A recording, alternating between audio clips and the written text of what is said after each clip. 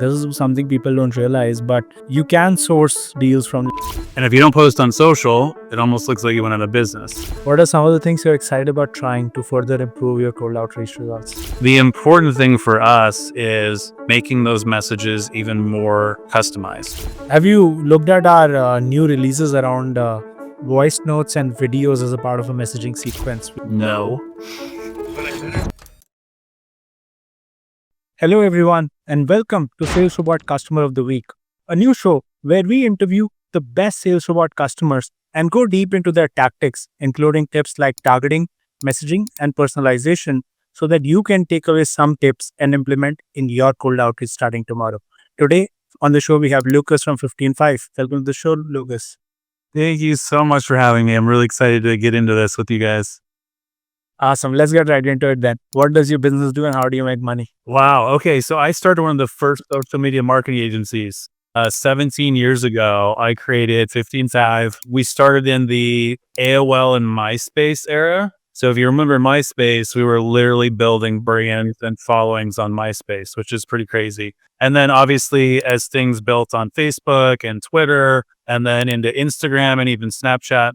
So our agency's been working with brands for the last 17. We've really specialized kind of in the food and beverage and hospitality space. So a lot of wine brands. My last job was with a big wine distributor in the US called Southern Wine and Spirits. And when I was at Southern, I actually started pitching that we should do social with some of the bigger brands like Jim Beam and Absolute Vodka. And at the time, they just weren't into it. So part of what we ended up doing was creating an agency that was social media focused.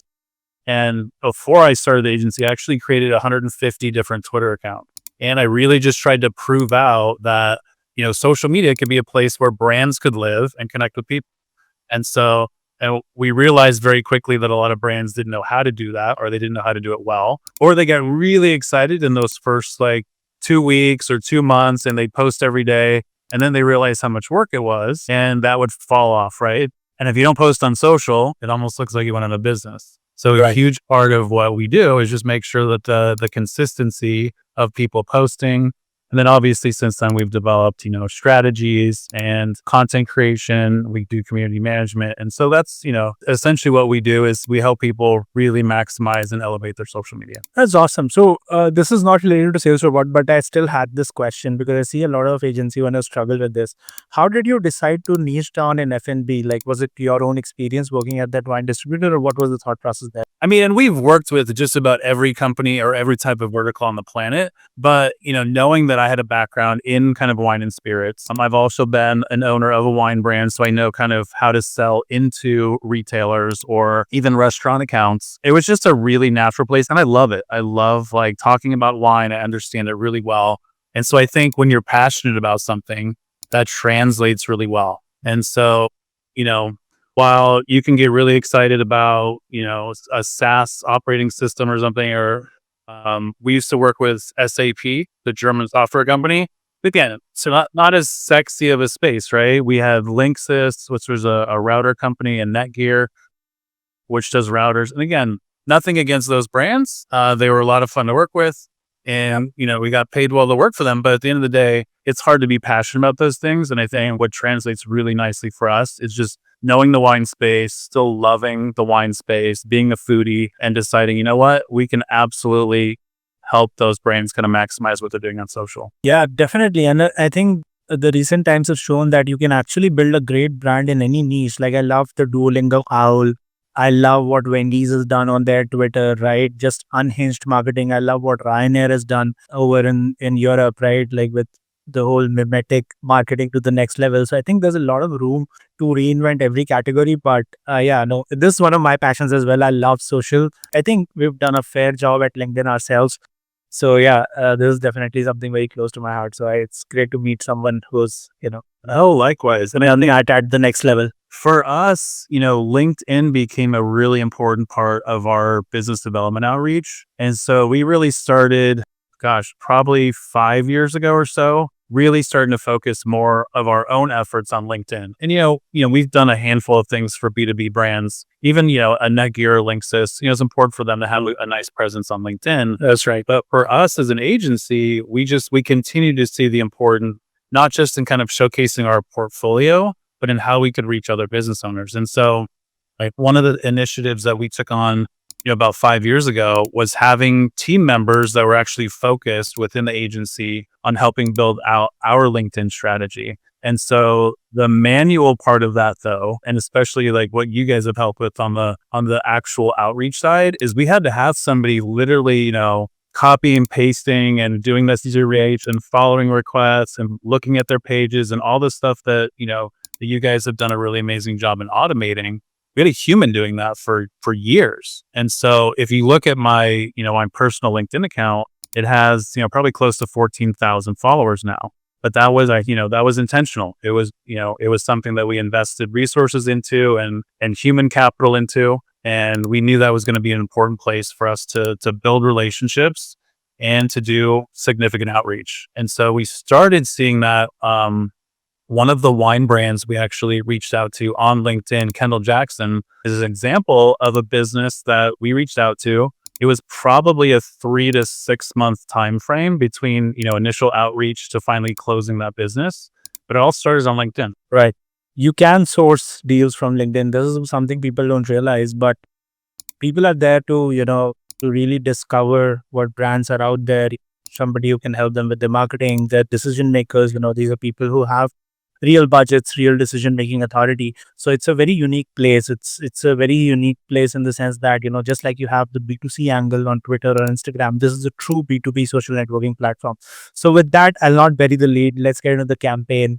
You did a phenomenal job here. I'll showcase the results first and then talk me through it. Okay. Yeah. Perfect. This is the campaign. This is the winning campaign right here. As we can see, it's got a 40% reply rate, which is way above average. Average is 10 to 20%.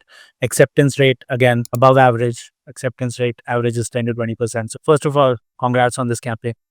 Thank you.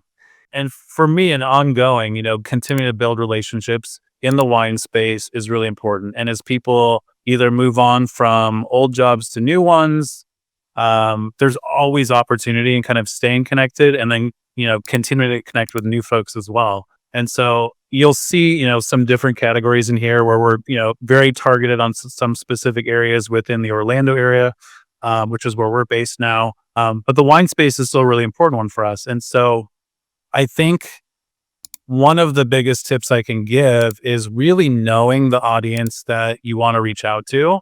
And we've spent a lot of time, working in the wine space and building relationships in the wine space. And so I already have a lot of connections in wine, right? And so knowing that, one of the features that I love about SalesRobot is you can jump in and there's an area, I forget exactly where it's termed, but as we're creating the messaging, there's an area that you can put in, how many connections you have in common, which I think can be a really impactful thing, right? And you can literally, it'll pull that number and say, hey, we have 37 connections in common.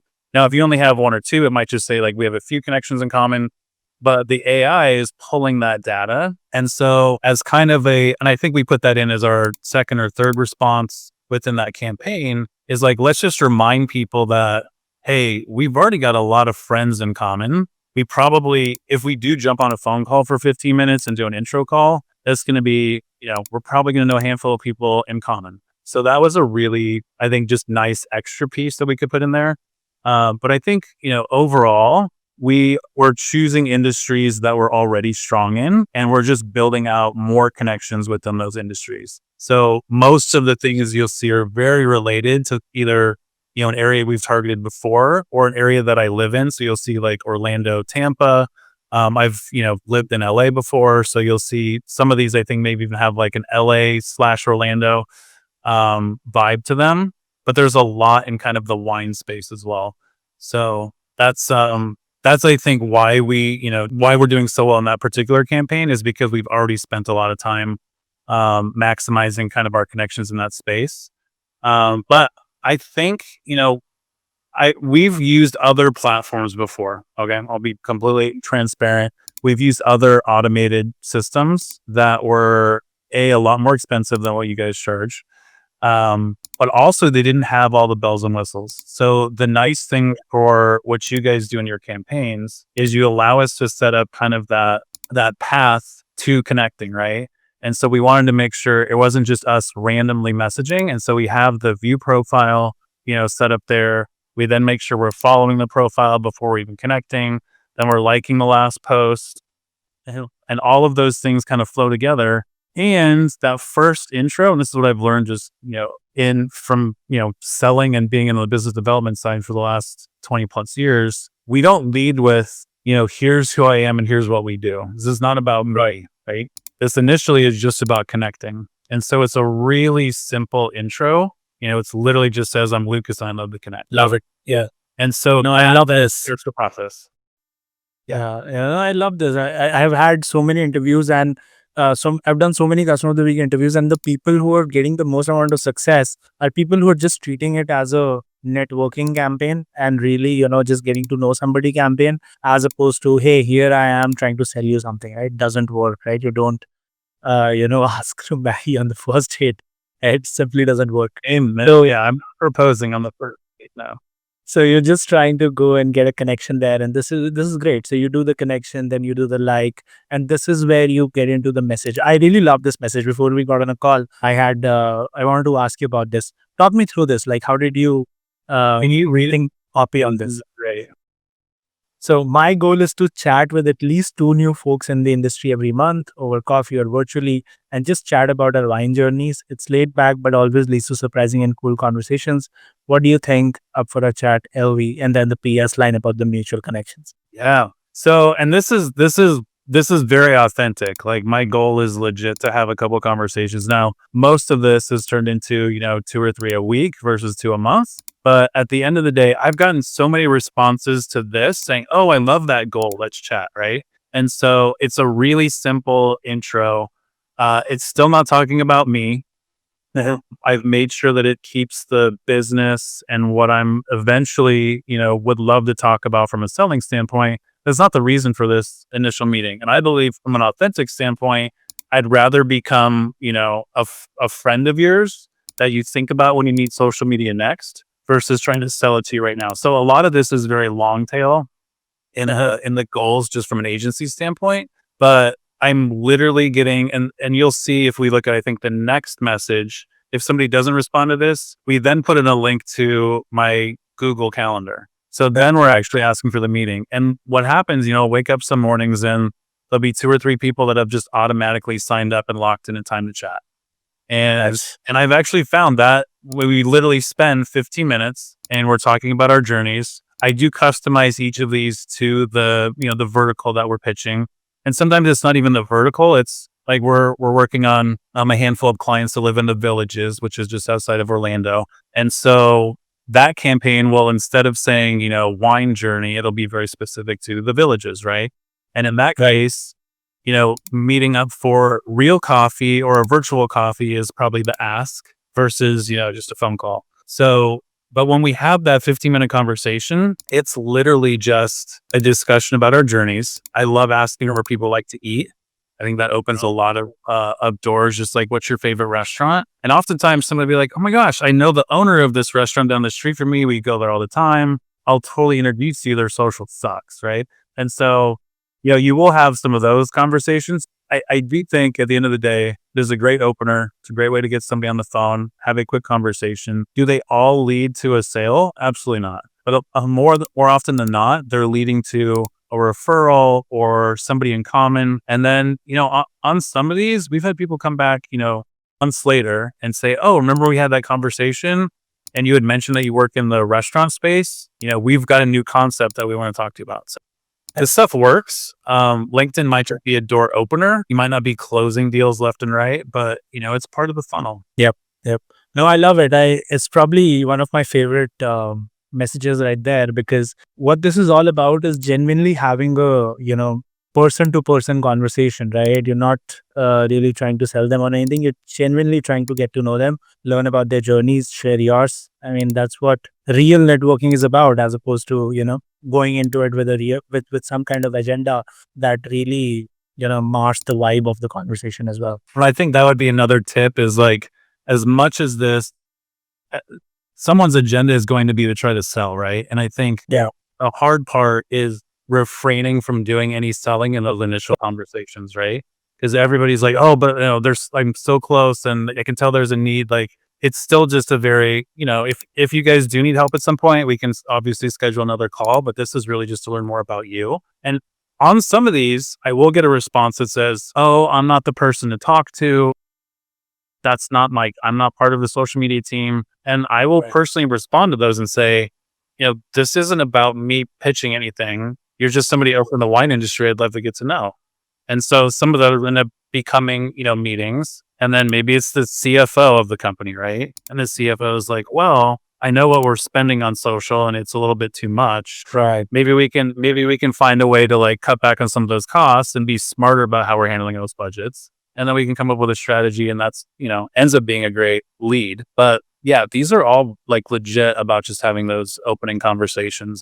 Can you help me, I guess, on the chances of response? Are you guys looking for, if I had put in, one additional question, whether that have bumped up my percentage potentially? Yeah. So the way this works is it's more of a heuristic. I don't think it's much of a, I would say, uh, it's not very AI based right now. We're planning on improving this further so that the AI can read through all of this and just say, okay, if I was, in the wine industry, if I read this, what were the chances I would respond and why, right? Like it's not very AI based, but there are like 5 key factors you can look for. Readability is the biggest one.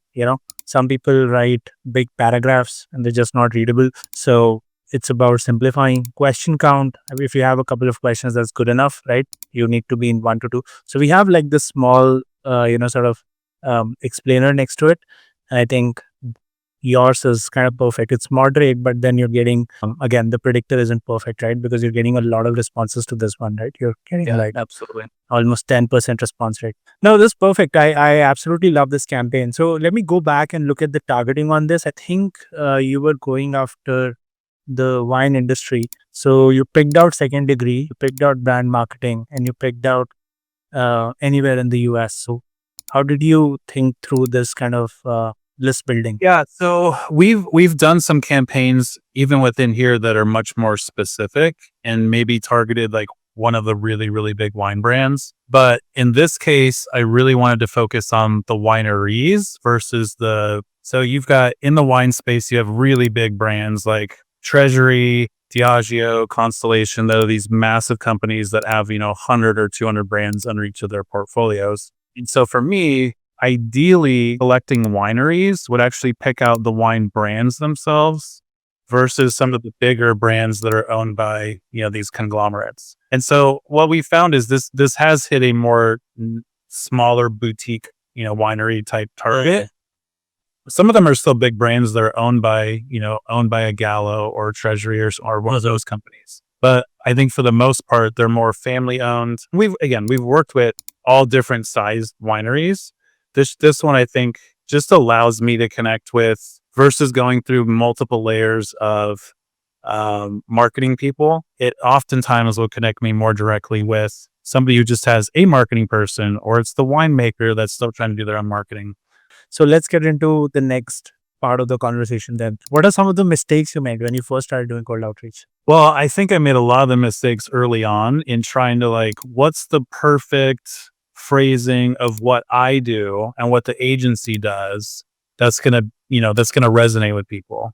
And I think at the end of the day, what we realized was we shouldn't be talking about ourselves at all. So if you look at our campaign, none of those messages say, at 50 and 5, this is what we do. And at 50 and 5, we just try to leave that out. Now, that might work in some industries, and maybe that is more impactful if we're targeting, more tech-based, and I don't know. Again, this approach is working, and what we've learned in the past is it's just not as effective. I think oftentimes we're too broad in our approach too. And so we'll try to get one campaign that'll do everything instead of really narrowing down and creating a new campaign and even within that wine one, it's probably not perfect. But if we had narrowed down California wine, we could then even be more specific with the messaging. And I think, I could have broken that national wine campaign into probably 5 or 10 smaller campaigns to get even better numbers. And so while that might be getting good results overall, I think we can still improve in just, how we're targeting and getting more specific and narrowly focused. I love that. I mean, there's nothing about 15.5 in your messages at all, which is the right. I mean, it's so basic. I don't even think we say the agency name anywhere. No, I don't think so. Well, I say, hey, I'm Lucas. Yeah, it doesn't even say, hey, I'm Lucas from 15.5. It's just, hey, I'm Lucas. Let's connect. And when you sign off, you say LV. You don't even, say your full name, or you don't even say Lucas from 15.5 or something like that. Yeah. I mean, I want you to feel like I'm your friend already. And if I'm signing off with my initials and not mentioning the company name, like at the end of the day, it doesn't matter what the name of my agency is, and I hope our clients feel like we're part of the family. So whatever title or agency name comes after my name doesn't really matter. So LV is plenty to get the message across. I love that. That brings me to my final question then.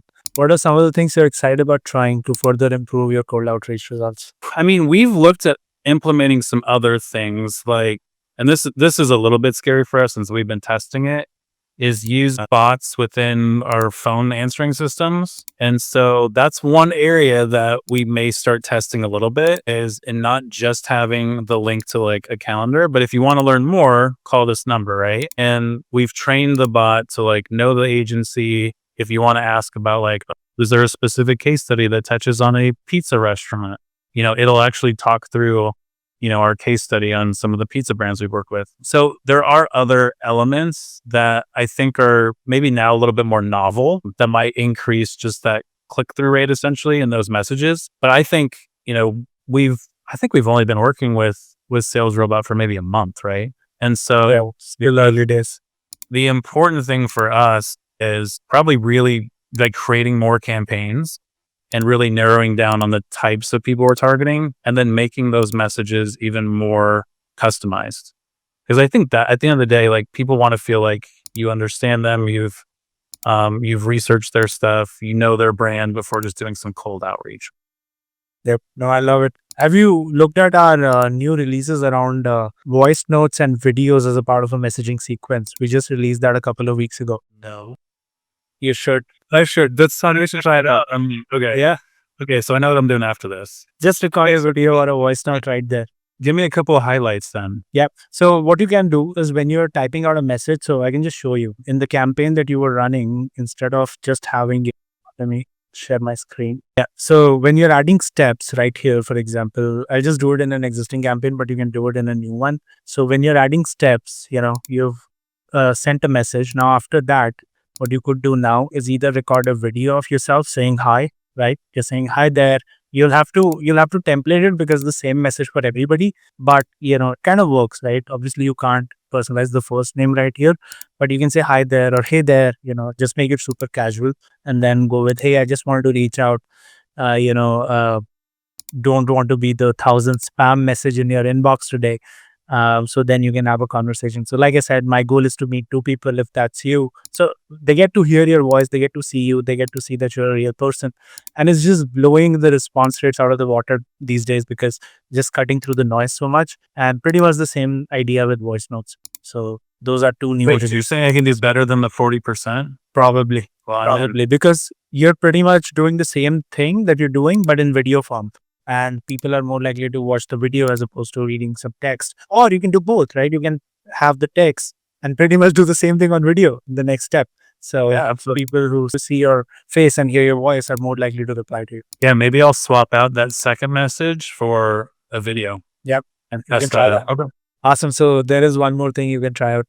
Awesome. So that is all the time we have today, Lucas. You've been extremely gracious with your time and I really appreciate it. For the people who want to find out more about you online, where can they find you? Okay, so personal, my Instagram is TrojanLV. On LinkedIn, I'm Lucas V, but it's under Lucas Vandenberg. And then the website is spelled out, so FIFTYANDFIVE.com. We're also on all the social platforms under 15.5. But yeah, follow me on LinkedIn and I'd love to connect. Awesome, Lucas. Thank you so much. All right, cheers.